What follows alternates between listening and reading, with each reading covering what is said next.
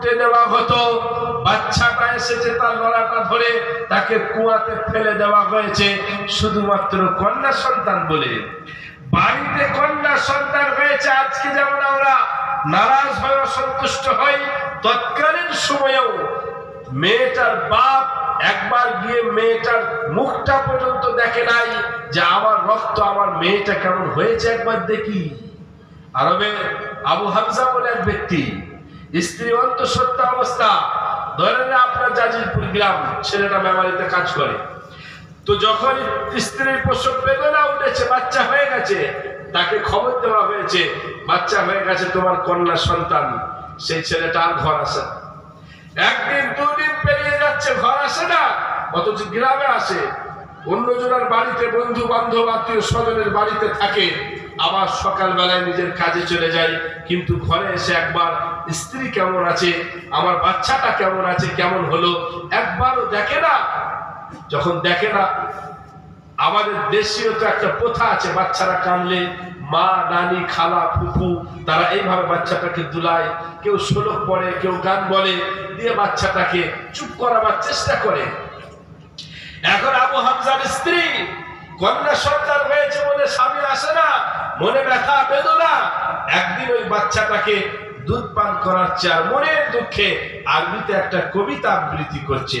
Actually সেটা কবিতা ছিল না, সেটা ছিল তার সারা বিশ্বের মানুষের কাছে মহিলা সমিতির তরফ থেকে প্রতিবাদ। কি মালিয়া বি হামজাতা লা ইয়াতিনা ইয়াবিতু ফি বাইতিল্লাতি তালিনা গদবালা ইল্লা নালিদুল বানাইনা তাল্লাহি মা তাকা বিআইদিনা ونحن كالزرع لزرعينا تنبت ما قد زرعوه فينا।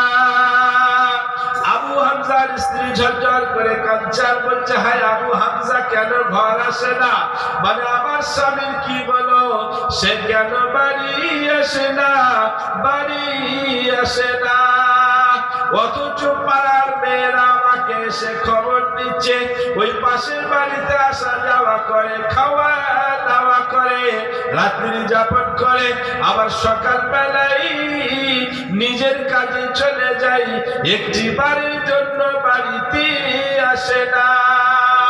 স্ত্রী ঝরঝর করে কাঁদছে, বলছে বুঝতে পেরেছি আমি কন্যা সন্তান প্রসব করেছি, সেই জন্য রাগ করে সে আর বাড়ি আসে না, বাড়ি আসে না।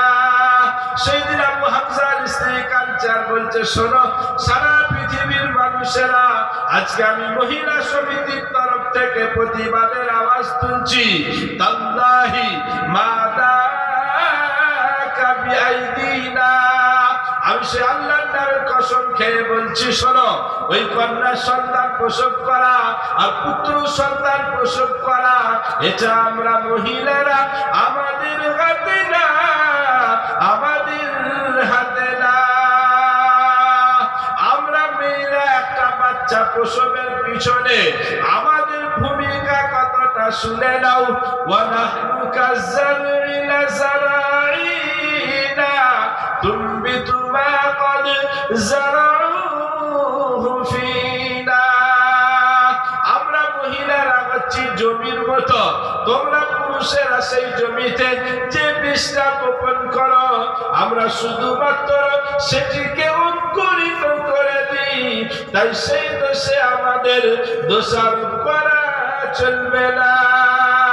যখন নারী সমাজের উপরে এমন অত্যাচার অবিচার জুলুম চলছে, তখন আল্লাহ বিশ্ব নবীর উপরে কোরআন অবতীর্ণ করে নবীকে বলছে, নবী হে তোমার দ্বারাই আমি পৃথিবীতে ইনকিলাব আনবো, তোমার দ্বারাই গোটা পৃথিবীর এইরকম মেন্টালিটির মানুষ যারা আছে, এই মেন্টালিটি গুলোকে আমি চেঞ্জ করতে চাই, তুমি তাদেরকে আমার আয়াত শুনিয়ে দাও।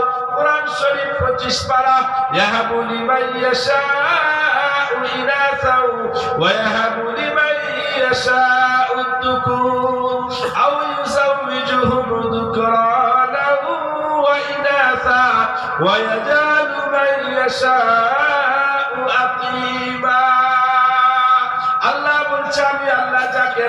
করি তাকে পুত্র সন্তান দান করি, আমি আল্লাহ যাকে মনে করি তাকে কন্যা সন্তান দান করি, আমি আল্লাহ যাকে মনে করি পুত্র আর কন্যা দুটোই সাজিয়ে দিই, আমি আল্লাহ যাকে মনে করি তাকে পুত্র কন্যা কিছুই দিই না, আমি তাকে বাজার তৈরি করি। এই শক্তিটা তো আমার হাতে, তাহলে কেন শুধু শুধু ওই অসহায় দুর্বল নারীগুলোর উপরে তোমরা অত্যাচার অবিচার করো বলো?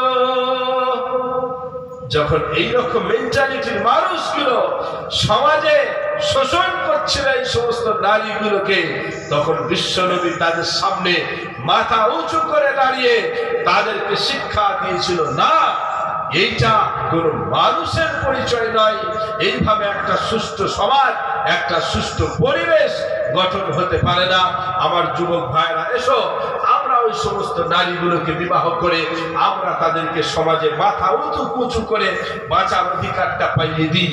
আমার কলেমাওয়ালা মুমিন মুসলমান ভাইরা, আল্লাহওয়ালা বন্ধুরা, বিশ্বনবী এই জন্য সমাজে এসেছিলেন, রইল তিনি এতগুলো বিবাহ এই জন্য করেছিলেন।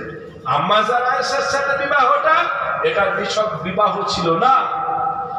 ইহুদি খ্রিস্টান আগে, কোরআনের আগে অনেক কিতাব এসেছে পৃথিবীতে, আপনি সেই কিতাবগুলো পরিপূর্ণ এখন দুনিয়াতে পাবেন না।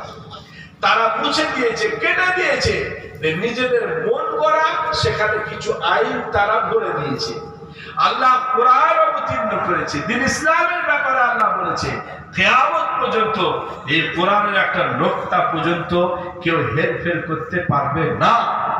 তাহলে কি হবে? সেরকম লোক আল্লাহ তৈরি করবে যাদেরকে দিয়ে ইসলামের প্রত্যেকটা আইন বিধান তিনি হেফাজত করবেন। এখন আম্মা জান আয়েশার ব্যাপারটা কি? আম্মা জান আয়েশার ব্যাপারটা বুঝতে হলে আগে আপনাকে আরবের পরিবেশটা বুঝতে হবে। আম্মা জান আয়েশাকে নবীজি বিবাহ করেছিলেন তখন 6 বছর বয়স, কিন্তু নবীজির বিবাহের প্রস্তাবের আগে অলরেডি আম্মা জান আয়েশার বিবাহ ঠিক হয়ে গিয়েছিল একটা ছেলের সাথে। তার মানে হলো তৎকালীন সময়ে ওই রকম বিবাহ প্রচলন ছিল। ছেলেটার নাম হচ্ছে জুবায়ের, তার বাপের নাম হলো মুতিম, তার দাদার নাম হলো আদি। এই জুবায়ের সাথে আম্মা জান আয়েশা তখন 6 বছর বয়স হয় নাই, বিয়ে অলরেডি ঠিক। এখন ঘটনা ঘটলো কি? বিশ্বনবীর স্বপ্ন যদি দেখলেন, একটা মেয়েকে আমাকে দেখানো হচ্ছে, কিন্তু মুখটা এইভাবে রেশমি রুমাল দিয়ে ঢাকা, মুখটা দেখানো হচ্ছে না। বুখারীর রিওয়ায়াত, 1 দিন 2 দিন 3 দিন তিনি এভাবে স্বপ্ন দেখছেন, কিন্তু মুখটা দেখতে পাচ্ছেন না। জিবরিল আমিন এলেন, জিবরিল আমিনকে জিজ্ঞাসা করলো, ও জিবরিল, আমি তো এই কয়েকদিন ধরে এইরকম স্বপ্ন দেখছি, বিষয়টা কি? জিবরিল আমিন মুচকি হেসে বলল, ইয়া রাসূলুল্লাহ, ইয়া হাবিবাল্লাহ, ওটা অন্য কেউ নয়, ওটা আপনার বন্ধু আবু বকরের মেয়ে আয়েশা।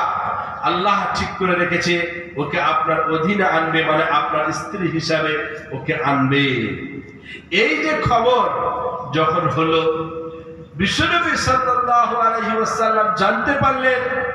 তারপরে যখন আবু বকরের কাছে এই কথা প্রকাশ পেল, হযরত আবু বকর সিদ্দিক রাদিয়াল্লাহু তাআলা আনহু তখন চলে গেলেন ওই জুবায়েরের বাপের কাছে, মুতিমের কাছে গিয়ে বলল, ভাই, তোমার ছেলের সাথে আমার মেয়ের যে বিবাহ ঠিক হয়েছিল, এখন আমি বিবাহ দিতে পারছি না। বলে, পারছি না মানে? সব তো ঠিক। বলে, সব ঠিক করলে কি হবে? ওটা তো আমরা ঠিক করেছি, আর আল্লাহ তো আলাদা ঠিক করে রেখেছি, অতএব এ বিয়ে আমি দিতে পারবো না। নবীজির সঙ্গে বিবাহ হলো। নবী যদি নারী আসক্ত হবেন, তাহলে আম্মা জান আয়েশাকে 3 বছর বাপের বাড়িতে কেন রাখলেন? তিনি নিয়ে আনলেন না। বিবাহ হলো, বিবাহ হলো মানে আপনি ব্যাপারটা বুঝেন তো। আল্লাহ তো অন্তর্যামী, সব জানেন। তার মানে বিশ্বনবীর সঙ্গে বিবাহ আবদ্ধ করে দিল, যাতে করে অন্য কোন জায়গায় বিবাহ আর না হয়। কারণ আয়েশাকে দিয়ে আমার অনেক বড় কাজ নিতে হবে, এটা হচ্ছে আল্লাহর মনসা। কারণ আম্মা জান আয়েশা ছিল খুব মেধাবী, খুব ব্রেনি মেয়ে। এখন 9 বছর বয়সে আম্মা জান আয়েশাকে আনা হলো নবীজির ঘরে। তিরমিজি শরীফে আম্মা জান আয়েশা স্বয়ং বলছেন একটা বাচ্চা মেয়ে 9 বছর বয়স হলে বালেগা হয়ে যায়। এখন ইসলাম ধর্মে একটা মেয়ে বিবাহের বয়স নির্দিষ্ট করা নাই। ছেলে বালেগ, মেয়ে বালেগা হলে বিবাহ দিতে পারেন। দেখেন, দিতে পারেন আলাদা আর দিতেই হবে আলাদা। এটা নিয়ে যেন কালকে বলবেন না 9 বছরের একটা মেয়ে, তার কি বিবেক বুদ্ধি আছে? আপনি দিলে দিতে পারেন, তার মানে আপনাকে দিতেই হবে এমন নয়। দিলে দেওয়া যেতে পারে। আপনার খাবারটা দিয়েছেন, সেই খাবার আপনি থুতু ফেলে দিলেন, সেই খাবারটা খাওয়া জায়েজ।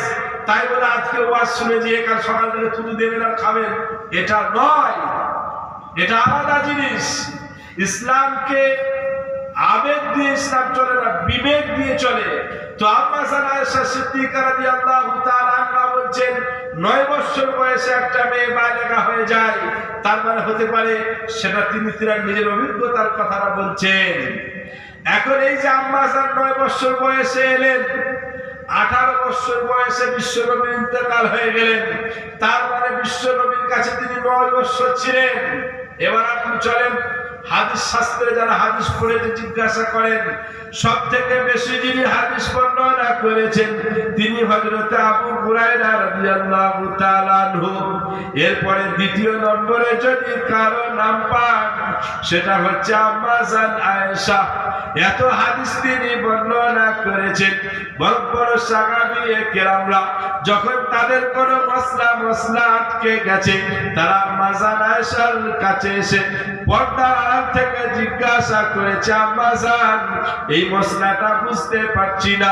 আম্মা জান এক চুটকিতে তার উত্তর দিয়ে দিয়েছে।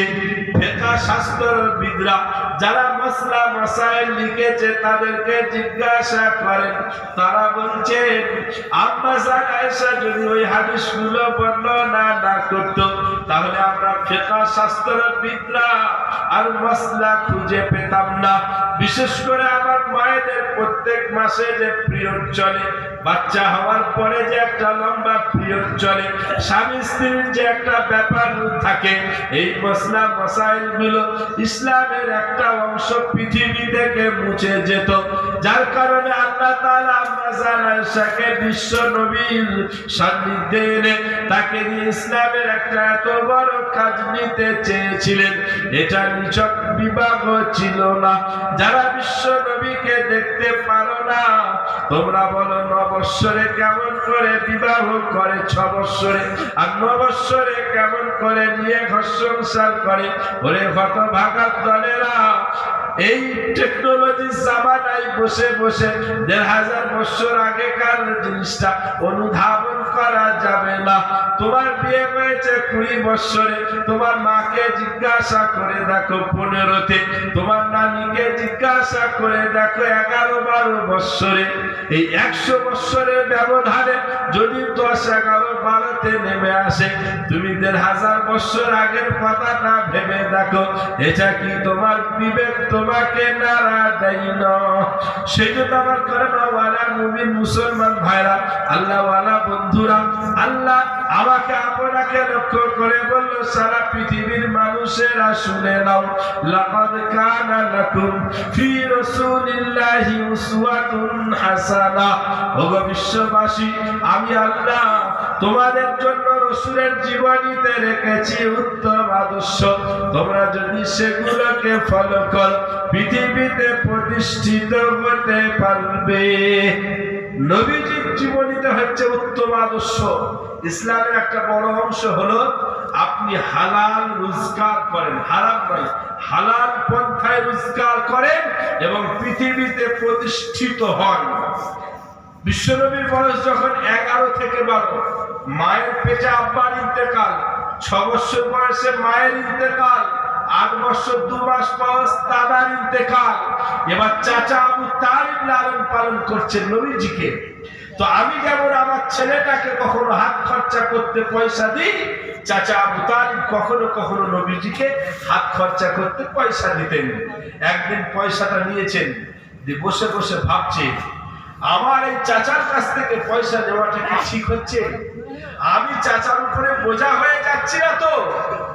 কেন, আমি কি এতটুকু কাজ করতে পারবো না যেটা দিয়ে আমি নিজে আমার নিজের খরচাটাকে বহন করব? এবার নবীজি নিজের আইডিয়াটাকে কাজে লাগাচ্ছে। যুবক ভাইদের বলবো, নিজের আইডিয়াকে কাজে লাগাও। এই দিক ওই দিক ফালতু কাজে নিজের আইডিয়াটাকে ছড়াও না, নবীজির কাছ থেকে শিক্ষা নাও। নবীজি নিজের আইডিয়াটাকে এবার চারিদিকে ঘোরাচ্ছে কি করা যায়। অবশেষে সিদ্ধান্ত নিলেন, আমি আমার দুধ মাতা হালিমা বানু সাদ গোত্রের লোকেদের ছাগল আর দুম্বা চড়াবো। নবীজি চলে গেলেন, সেখানে কথা হলো, চুক্তিপত্র হলো, তাদের ছাগল দুম্বা নবীজি চড়াতেন। পরবর্তীকালে নবীজি কুরাইশ বংশের লোকেদেরও ছাগল দুম্বা চড়িয়েছেন। সেখান থেকে যে পয়সা পেয়েছেন নবীজি নিজে হাত খরচা করেছেন। চাচাকে বলেছে, আপনার পয়সা আপনি রেখে দেন। আমার আপনার জন্য এখান থেকে শিক্ষা হলো, নিজেকে পৃথিবীতে প্রতিষ্ঠিত হতে হলে নিজের আইডিয়াটাকে কাজে লাগাতে হবে। হালাল পন্থায় হারাম পন্থায় নয়।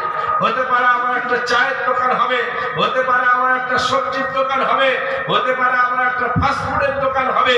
সেইটাকে দিয়ে আমি পৃথিবীতে প্রতিষ্ঠিত হব। একেই বলে আত্মনির্ভরশীল। বিশেষ করে মুসলিম জাতিকে কোনো কারো কাছে আত্মনির্ভরশীল হওয়ার জন্য কিচ্ছু শিখতে হবে না।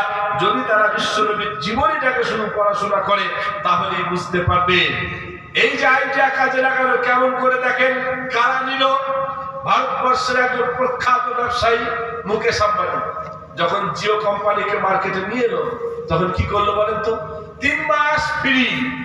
তো ফ্রি শুনে আমাদের ঘরের ছেলেরা আর মেয়েরা বললে, মুকেশ আম্বানি তুমি যা উপকার করেছো, ফরজ নামাজ পড়ে তোমার জন্য দোয়া করবো। নেট ফ্রি, তখন তো ভালো জানো না, টুকটাক চালাচ্ছে, মজা লাগছে, ভালো লাগছে। ঠিক 3 মাস হওয়ার আগে মুকেশ আম্বানি তার প্রত্যেকটা দপ্তরে যারা বসে আছে বলে, কি ব্যাপার বল? বলে, স্যার এখনো ঠিক মতো নেশা লাগে নাই। বলে, তাহলে আরো 3 মাস ফ্রি দিয়ে দে। রাত্রে রাত্রে মোবাইলে মেসেজ চলে এলো, যা আমার জিও কাস্টমারদের জন্য সুসংবাদ, আরো 3 মাস ফ্রি। তখন এবার আমাদের ঘরের ছেলেরা আর মেয়েরা তারা বললো, মুকেশ আম্বানি এবার ফরজও হবে না, তোমাদের 2 রাকাত তাহাজ্জুদ পড়ে দোয়া করবো। তুমি কি উপকার করেছো। এরপরে যেখানে যাচ্ছি, বাসে, ট্রেনে, রাস্তায়, মাচাতে বসে আছে, খালি এই চলছে, খালি এই চলছে। কি বুঝলেন? ঠিক 6 মাস আমার মুখে আবার খবর নিল, কি ব্যাপার? বললে, স্যার এবারে সব নেশায় ডুবে গেছে, বলে এবার বন্ধ করে দে। বন্ধ হয়ে যাবে পারে, তখন আমাদের ঘরের ছেলেরা বলছে আত্মহত্যা করে ফেলবো, নাহলে গলায় দড়ি দিয়ে ফেলবো, ইঁদুর মরা বিষ খেয়ে নেবো। একে বলে আইডিয়া। মুকেশ আম্বানি বলছে, আমি এত বোকা যে বন্ধ করে দেওয়ার জন্য 6 মাস তোদেরকে ফ্রি খাওয়ালাম, এবার 299 টাকা মার তবে দেবো। তারপরে 399, তারপরে 499, আবার ফ্যাসিলিটি কমে আসছে, 90 থেকে 84 এসছে, 599। এখন যদি 1000 টাকা বলে আপনাকে মারতে হবে, না হলে আপনার ঘুম হবে না। তার মানে কি, 6 মাস ফ্রি খাইয়েছি, এবারে 6 প্রজন্ম তোদের কাছ থেকে তুলে নেব। একে বলে আইডিয়া। আপনি বুঝতে পারছেন না? আমরা যদি মসজিদে জুম্মার দিনে সুদের ব্যাপারে বায়ান করে দিই, তো আমাদের লোকেরা বলে, তোমরা এই সবে যাবে কেন, শুধু কবরের কথা বলো, আখিরাতের কথা বলো। কেন? ইসলামের সুদ কেন নিষিদ্ধ আপনি জানবেন? সুদি কারবার হচ্ছে দেশের কয়েকটা লোকের হাতে দেশের পুরো সম্পত্তিটা পৌঁছে যাবে। কারণ আপনাকে লোক দেখানো হয়েছে যে আপনাকে 100 টাকায় 10 টাকা দেওয়া হবে। আপনি টোটো চালিয়ে, রিক্সা চালিয়ে, ধান বিক্রি করে, দুধ বিক্রি করে সব নিজে জমা করলেন, পৌঁছে দিলেন। এবার সেটার উপর নজর কাদের? রাঘব বোয়ালদের। আমাকে 1000 কোটি দাও, ও বলছে আমাকে 500 কোটি দাও। আপনার কাছ থেকে নিল, 10 টাকা দেবে, এবার ব্যাংক ছাড়ছে 30 টাকা লাগবে, 100 টাকায় 30 টাকা ওর কাছ থেকে নেবে। সেটা নিচ্ছে কারা? চিনি কোম্পানি। সেটা নিচ্ছে কারা? সাবান ফ্যাক্টরিওয়ালা। সেটা নিচ্ছে কারা? গম ফ্যাক্টরি। সেটা নিচ্ছে কারা? রাইস মিলওয়ালারা। এবার আপনি তো 10 টাকা করে মাসে 1000 টাকা নিয়ে এসে বগল বাজাচ্ছেন। এবার ওরা বলছে, দাঁড়া, বগল বাজারে কি হবে? ঘরের থলিটা নিয়ে আমার দোকানে যা, 20 টাকার চিনি 44 টাকায় পাবি। কারণ চিনিওয়ালা তো 30 টাকায় ওই মালটা নিয়েছে, তাকে তো এইখান থেকে তুলতে হবে, তবে তো সে 30 টাকা শোধ করবে। চাল কিনতে যাবি, মিনিকেট জামাই হয়েছে, আল্লাহ 30 টাকার চাল 52 টাকা হলো কবে? বলে ওই যে 30 টাকা সুদে নিয়েছে ও। তোমার 1000 টাকা 3 দিনই কেটে নেবে, এবার তুমি মাথা চাওড়া, ভাই আল্লাহ বললামটা কি? তারপর আবার তারা যদি বলে আমরা দিতে পারলাম না, ব্যাংক বললে ঘরে যেয়ে ঘুমিয়ে যাও, আমরাও দিতে পারলাম না। তো দেশের সমস্ত সম্পত্তি কয়েকটা লোকের হাতে চলে যাবে। ইসলাম নিষিদ্ধ করেছে সুদ। ইসলাম কি বলেছে? দান করো। দেশের সম্পত্তিটা বড়লোক গরিব সকলের হাতে চালিয়ে থাকবে। আপনি ইসলামের লজিক গুলো বুঝতে পারবেন না তো আমার কলমাওয়ালা মুসলমান ভাইরা, আল্লাহওয়ালা বন্ধুরা, সেজন্য আপনাদেরকে বলবো, বিশ্বনবী এসেছিল এইভাবে সুন্দর একটা সুষ্ঠু পরিবেশ তৈরি করার জন্য। আপনাদের সকলকে বলবো, পাঞ্জাবের নামাজের পাবন্দি করবেন, স্ত্রীদেরকে ভালোবাসবেন। আমার বড় ভাই মুমতাজ সাহেব বলে গিয়েছিলেন, স্ত্রীদেরকে ভালোবাসবেন, তাদের উপর অত্যাচার, অবিচার, জুলুম করবেন না। আর এই ভালোবাসার সব থেকে একটা বড় অস্ত্র আজকে আপনাদের শিখিয়ে যাচ্ছি, আপোষের মধ্যে সালাম দেবেন, আসসালামু আলাইকুম। স্বামী স্ত্রীকে দেবে, স্ত্রী স্বামীকে দেবে, এতে মোহাম্মত বাড়বে, ভালোবাসা বাড়বে। তবে আজকে শুনে যে যেন আবার কাল সকালে ঝেড়ে দেন না, দরজায় গিয়ে আসসালামু আলাইকুম, তো দেখবেন ভিতর থেকে আওয়াজ আসবে, উলাও তোর বুড়ো বয়স আমার ঢ্যাক ঢ্যাক। কেন বলে? তো ও তো জীবনে জানে না। তাহলে আগে প্র্যাকটিসটা করে দেবেন যে এর দ্বারা উপকারটা কি, ভালোবাসা, এর দ্বারা উপকারটা কি, পরিবেশ তৈরি হবে, তারপরে চালু করবেন। এই জন্যই মক্তব বাচ্চাবেলায় আমার ছেলেটা আমার মেয়েটা শিখে যাবে একে অপরকে সালাম দিতে হয়। আব্বা মা যাদের আছে তাদেরকে বলো, বিশ্বনবী বলে গেছে, তাদের সেবা করে জান্নাত কামিয়ে নাও, তাদের সঙ্গে সুন্দর আচরণ করো, তাদের সঙ্গে ভালো আচরণ করো। কারণ ভাই আমার, আজকে কথা বলছি, কালকে মাটির তলায় চলে যেতে পারি, বরং কাল কখন কেউ জানে না। আপনিও চলে যেতে পারেন, আমিও চলে যেতে পারি। যার যখন ডাক আসবে চলে যেতে হবে। মুসলমান তো মৃত্যুর জন্য রেডি হয়ে থাকবে। কবি তো সেটাই বললেন, আমার মরণ আসিবে কখন কেউ তো জানে না, আমার মরণ আসিবে কখন কেউ তো জানে না, আমি মরে গেলে আমায় তোমরা ভুলে যেও না, আমার মরণ আসিবে কখন কেউ তো জানে না। আহা এই দুনিয়া চিরদিনই থাকার জায়গা না, অন্ধকার কবর যে আমার আসল ঠিকানা। ও আমায় রেখে সবাই চলে আসবে, সঙ্গী হবে না, আমার মরণ আসিবে কখন কেউ তো জানে না, আমার মরণ আসিবে কখন কেউ তো জানে না। আহা কবর মাঝে বাবা মাকে দেখা যাবে না, দেখবো যাকে তিনি হলেন শাহে মদিনা।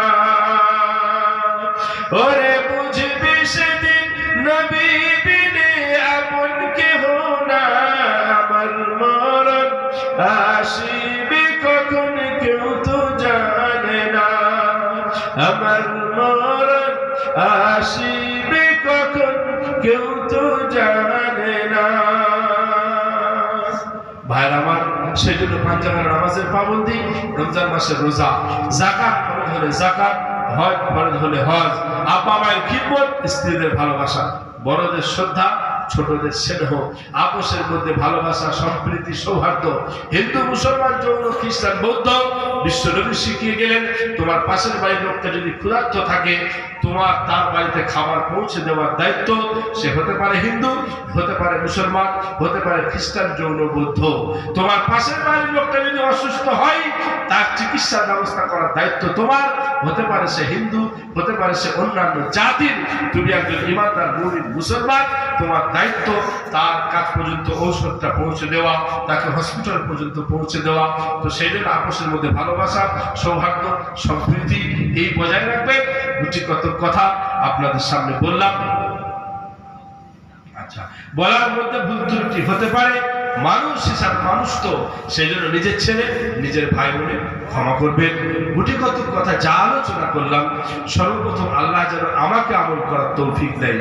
তার কারণ আমরা হাদিসে পড়েছি, আমরা লোককে বলে বেড়াবো, আর আমাদের জীবনে যদি আমল না থাকে, আল্লাহর কসম খেয়ে বলছে, আল্লাহ চুলের গুটি ধরে জাহান্নামে নিক্ষেপ করবে। নবীজি বলেছেন, কিয়ামতের দিনে 5টা উত্তর না দেওয়া পর্যন্ত আল্লাহর সামনে থেকে কেউ পা হারাতে পারবে না। তার মধ্যে একটা হচ্ছে ওয়ামাদা আমিলা বিমা আলিমা, তুমি যতটা শিখেছিলে তার উপরে কতটা আমল করেছিলে বলো। তো স্বাভাবিক কথা, আমি 15-16 বছর ধরে পড়াশোনা করেছি, এখন ছাত্রদের পড়ায় স্টাডি করি, আমি তো আপনার থেকে বেশি পড়েছি, কিন্তু আমার আমল যদি আপনার থেকে কম হয়, তাহলে আল্লাহ আমাকেও ছেড়ে কথা বলবে না আমার ভাইরা। তো সেই জন্য আল্লাহ যেন সর্বপ্রথম আমাকে, তারপর আমাদের সকলকে এর উপরে পরিপূর্ণভাবে আমল করার তৌফিক দান করে। আমিন সুম্মা আমিন। ওয়া আখিরু দাওয়ানা আলহামদুলিল্লাহি রাব্বিল আলামিন। এদিকে একটা খতম পড়া আছে, আর অনেক কিছু পড়েছেন। এখন আমরা একবার দরুদ শরীফ পড়ে নিই, তারপর দোয়া হয়ে যাবে। আল্লাহুম্মা সাল্লি আলা মুহাম্মাদিন ওয়া আলা আলি মুহাম্মাদিন কামা সাল্লাইতা আলা ইব্রাহিম ওয়া আলা আলি ইব্রাহিম ইন্নাকা হামিদুম মাজিদ। আল্লাহুম্মা বারিক আলা মুহাম্মাদিন ওয়া আলা আলি মুহাম্মাদ কামা বারাকতা আলা ইব্রাহিম ওয়া আলা আলি ইব্রাহিম ইন্নাকা হামিদুম মাজিদ।